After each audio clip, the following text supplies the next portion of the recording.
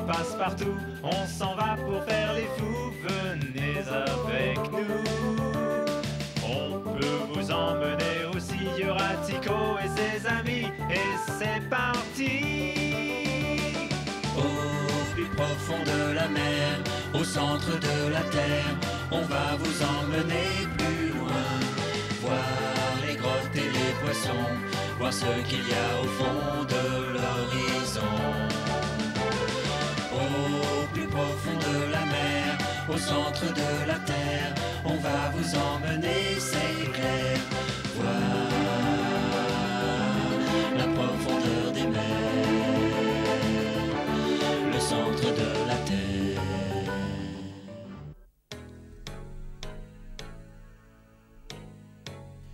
Depuis plusieurs semaines, nous étions retenus prisonniers sur le Nautilus. Le capitaine Nemo nous avait emmenés faire un tour au fond des océans et Phileas Fogg, mon maître, avait failli ne pas en revenir vivant. Quelqu'un avait saboté l'arrivée d'air de son scaphandre. Le méchant, le sergent Pat, avait alors pris Tico en otage. Heureusement, son supplice fut de courte durée. Au Reform Club à Londres, nos amis se demandaient où nous étions passés. Tu crois que Phileas et ses compagnons sont toujours vivants?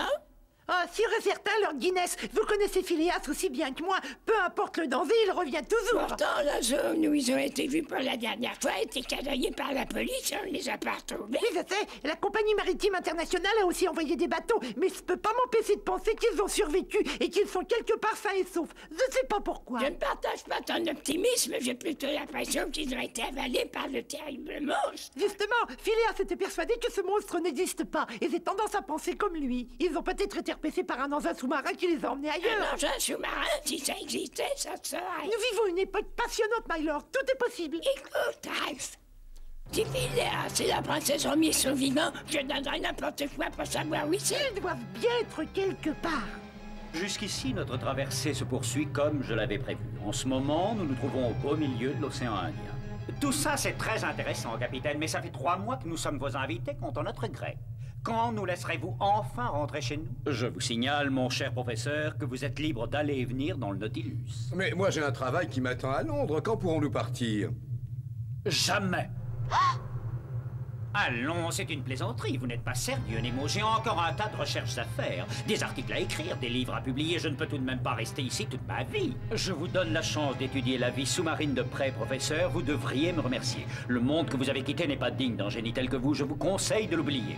Pourquoi détestez-vous tant notre société, capitaine? Je refuse de vivre dans une civilisation dirigée par des individus sans scrupules. L'océan est mon sanctuaire. Je comprends tout à fait vos motivations, mais ce n'est pas une raison pour nous imposer votre point de vue et votre mode de vie. Ce n'est pas juste. Nous nous trouvons très bien dans la société.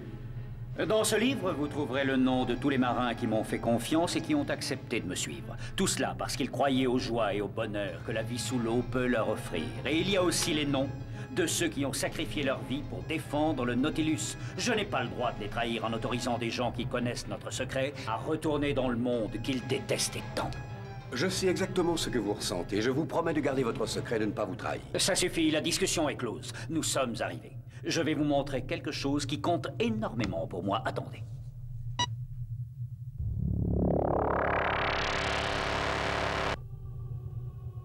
Où sommes-nous? Dans notre cimetière sous-marin. Tous ceux qui ont accepté de donner leur vie pour créer un nouveau monde plus juste et plus intéressant reposent ici en paix. Nous venons leur rendre visite de temps en temps.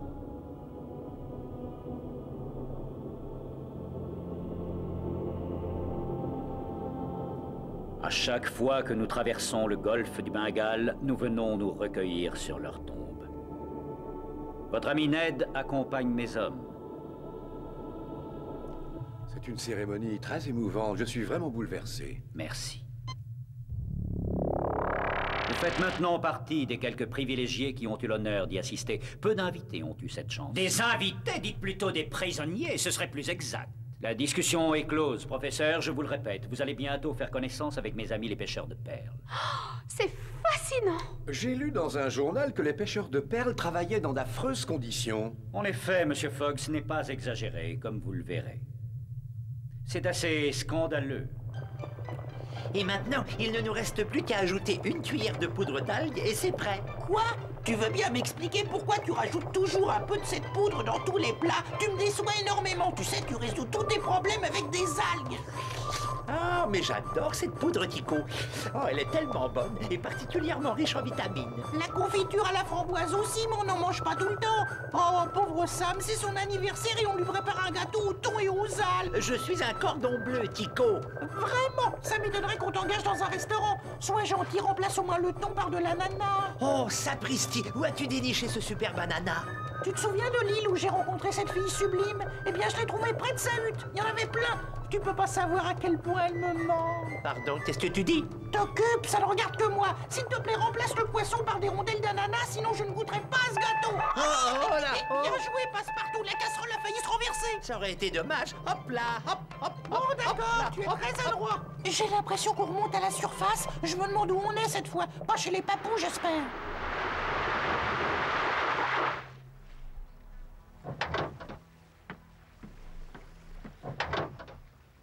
Et voilà, mes amis, je vous présente l'île de Ceylan. J'imagine que c'est la première fois que vous venez dans cette région.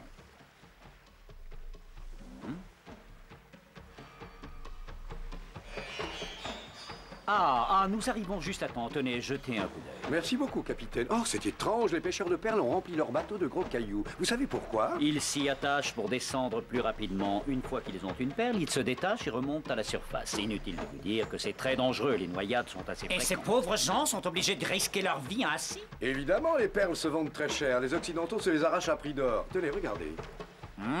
Oh non! Monsieur Fogg, professeur, si vous voulez bien me suivre. Bien sûr, mais où ça? Vous allez très vite comprendre. Ici, votre capitaine. Préparez-vous à plonger, c'est le moment. À vos ordres. Dépêchez-vous.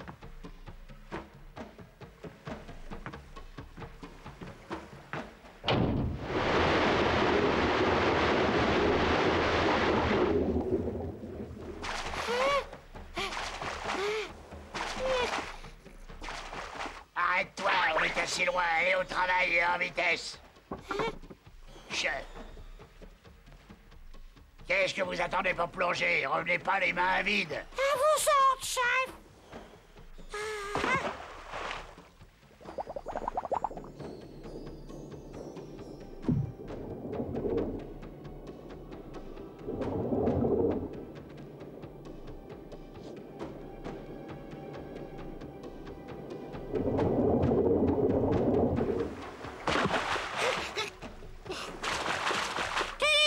Tiens. Elle ne vaut pas grand-chose. Oh, tu as intérêt à faire mieux la prochaine fois si tu ne veux pas que je me fâche. À ton tour, cervelle de moineau, et je te conseille de me rapporter une grosse perle, compris?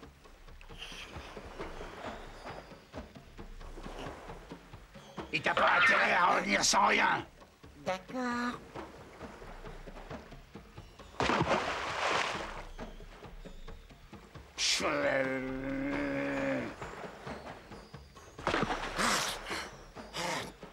Vas-y, donne-moi ta perle. J'ai pas de temps à perdre, moi. Je suis désolé, chef. J'ai pas pu descendre jusqu'en bas. Il y a des requins partout et j'ai peur. Aidez-moi à remonter dans le bateau.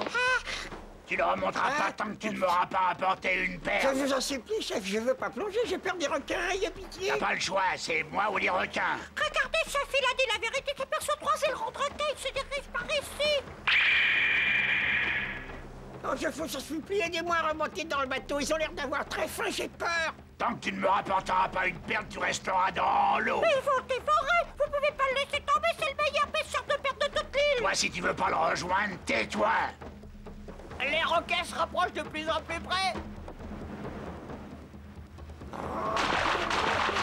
Aidez-moi, s'il vous plaît, aidez-moi. Vous êtes qu'un misérable esclavagiste sans pitié, laissez-le remonter. Alors c'est ça que tu penses de moi, imbécile? Dans ce cas, laisse-moi juste te montrer quelque chose. Par ici, toi. Merci infiniment, chef, vous m'avez sauvé la vie. Tu Tu m'as traité d'esclavagiste, eh bien, je vais te montrer ce que sont les types de mon genre. Tu vas prendre la place de ton copain au milieu des requins. Voilà. Ah là, je voulais pas vous insulter, je vous demande bien pardon. Oh non, Et bonne chance. Ah, c'est meilleur, gars.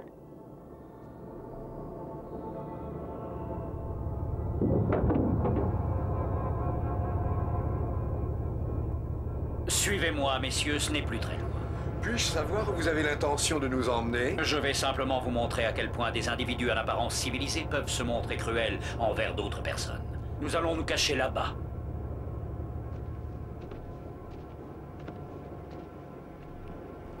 Je ne comprends pas du tout où vous voulez en venir. Qu'attendons-nous? Je vous en prie, professeur, soyez prudent. Vous allez vite comprendre. Faites-moi confiance.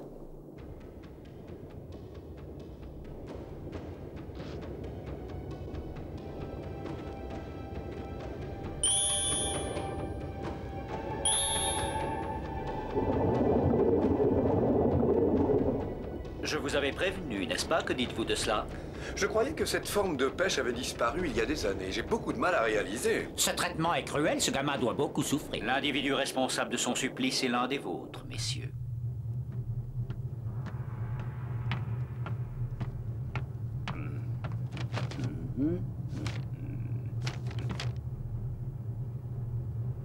Ah. Oh! Ah, c'est vous, princesse.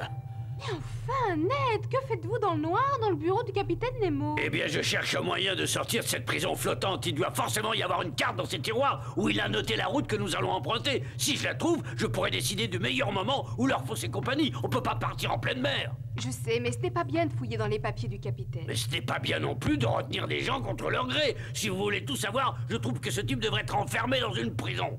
Oui, peut-être, mais ce que vous faites ne vous aidera pas à rentrer chez vous, et vous le savez. Mais si vous avez une meilleure idée, princesse, je vous en prie, dites-la moi. J'ai pas envie de passer ma vie dans ce Nautilus. Je ne sais plus quoi penser, je suis complètement perdue, mais vous ne devriez pas rester là. Si le capitaine vous trouve dans son bureau, il va se mettre en colère.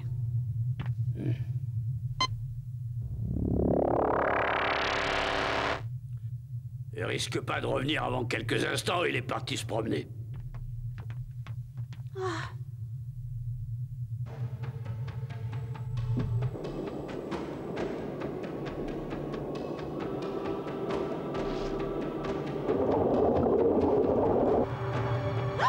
Des requins? C'est affreux, ils vont attaquer ce pauvre pêcheur de perles. Il n'a aucune chance, les requins ont l'air affamés. Il ne les a pas encore vus. Nous n'allons tout de même pas rester là sans rien faire.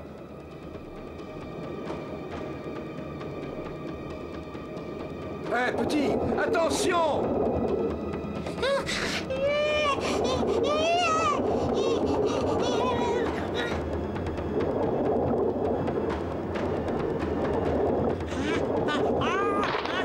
Au secours, Phileas, à moi! Occupez-vous de lui, je me charge de l'autre requin. Dépêchez-vous. Pas de panique, professeur, je suis là. Facile à dire, Fogg. Le revoilà.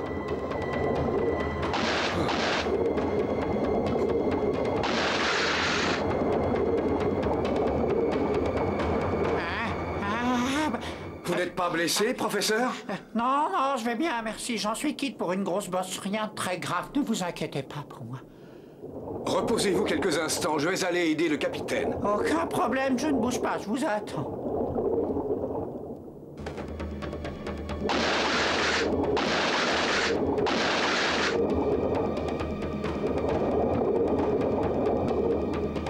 Ah, il a compris. Oui, je crois. Beau travail, Monsieur Fogg. Nous ferions mieux de remonter à bord du Nautilus.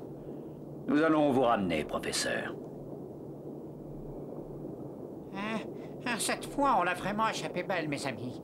Oh, je suis contente qu'il soit de retour. Ces requins peuvent revenir à n'importe quel moment. Vous avez raison, et je crois que le professeur Aronnax est blessé. Ils vont avoir besoin d'un coup de main. Venez, princesse, on va les attendre à la sortie de la chambre d'immersion. Très bonne idée. Je vous suis.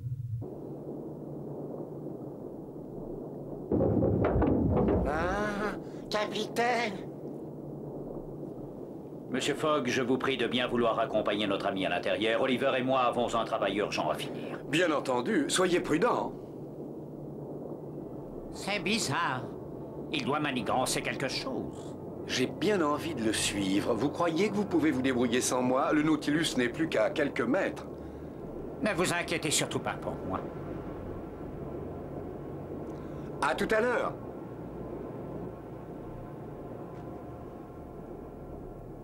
Ils sont là! Ah, vous avez raison. Le sas se remplit d'oxygène. Faut espérer qu'il n'a rien de grave.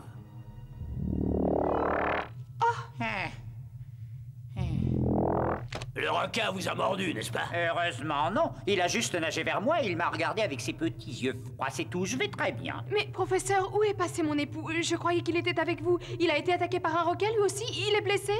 Allons, je vous en supplie, calmez-vous, princesse. Votre mari se porte comme un charme. Le capitaine Nemo et Oliver sont partis sans rien nous dire et Phileas les a suivis pour découvrir ce qu'ils voulaient nous cacher. Ah, bon, je préfère ça, j'ai bien failli céder à la panique. Allons, vous connaissez votre mari aussi bien que nous, princesse. Il a le chic pour se sortir de toutes les situations.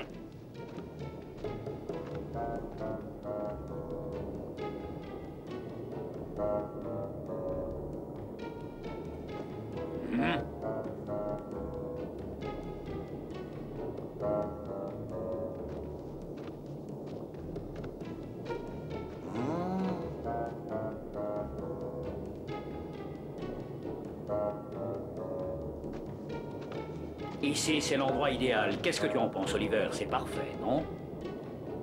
Oui, capitaine. S'il te plaît, tu veux bien ouvrir le sac? Oui, capitaine.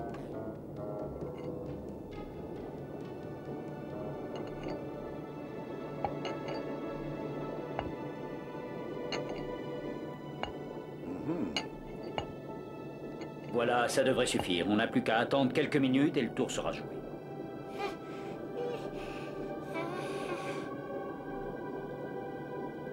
Par ici.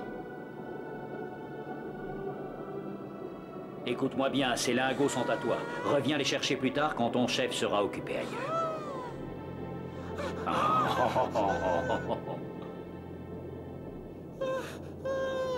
Au revoir. Oh, Monsieur Fogg, que diable faites-vous ici? Pardonnez-moi, capitaine, je n'ai pas pu résister à l'envie de vous suivre et j'ai vu ce que vous faites pour ces pauvres gens. Votre générosité est vraiment admirable. Vous nous avez espionnés. Vous n'auriez pas dû, Monsieur Fogg. Vous devez me promettre de ne jamais rien dire à personne. Tout ceci doit rester strictement confidentiel. Vous avez ma parole de gentleman. Personne n'en saura jamais rien. Votre secret est bien gardé avec moi. J'ai confiance en vous. Vous êtes un homme d'honneur. Nous ferions mieux de rentrer maintenant.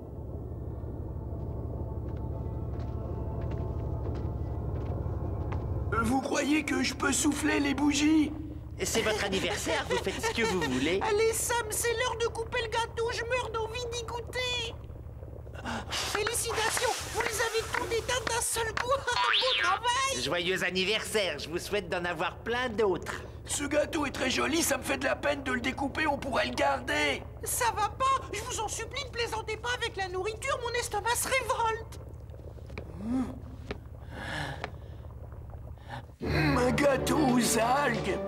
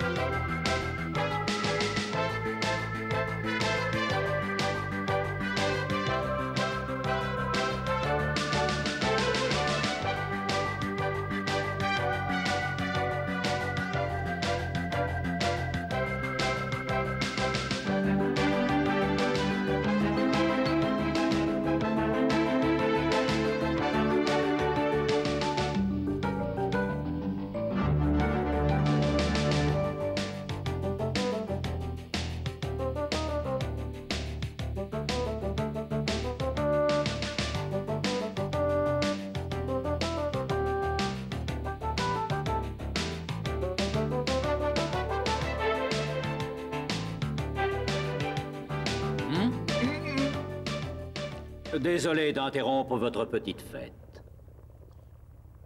Je voulais juste vous prévenir que nous avons mis le cap sur le golfe d'Omar, mais que ça ne vous empêche pas de vous amuser. Continuez.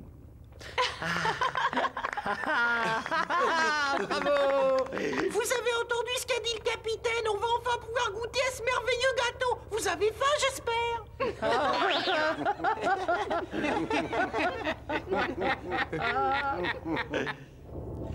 3 jours après, le capitaine Nemo fit appeler Phileas Fogg. Oliver, maintiens le cap et notre vitesse de croisière pendant encore 30 minutes. À vos ordres. Tu peux retourner à ton poste, je n'ai plus besoin de toi. Très bien, capitaine. Vous avez demandé à nous voir, à ce qu'il paraît? En effet, messieurs, merci d'être venus si vite. Je voulais simplement vous donner la position exacte du Nautilus. J'ai pensé que cela vous intéresserait. Si mes calculs sont exacts, j'imagine que nous ne devons plus être très loin de la côte de Suez, mais je peux me tromper. Non, vous avez entièrement raison. Nous devrions bientôt faire notre entrée dans la mer Méditerranée. Vous verrez, les fonds sont superbes. Mais je croyais que pour passer dans la mer Méditerranée, nous étions obligés de traverser le détroit de Gibraltar. Non, non, professeur, c'est un trop grand détour. Je connais un raccourci qui nous fera économiser plusieurs semaines. Mais enfin, capitaine, c'est impossible. Le canal de Suez n'est pas encore ouvert. Je sais, mais il y a un autre chemin, le tunnel arabe. Le tunnel arabe? C'est la première fois que j'en entends parler. À toi de jouer, Oliver. Montre à ces messieurs notre raccourci, ils vont être surpris. Le Nautilus est prêt à passer, capitaine. Je vous en prie, asseyez-vous. Vous n'êtes pas prêt d'oublier le spectacle que vous allez voir.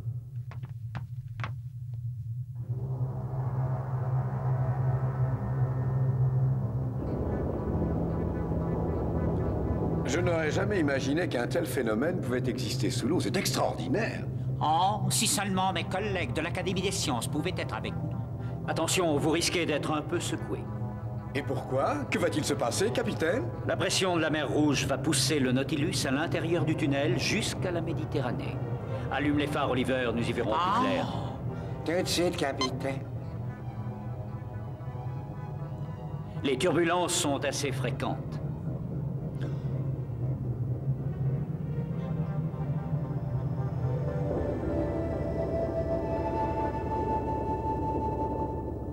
Beau travail, Oliver. Tu peux éteindre les phares maintenant. Oui, à vos ordres.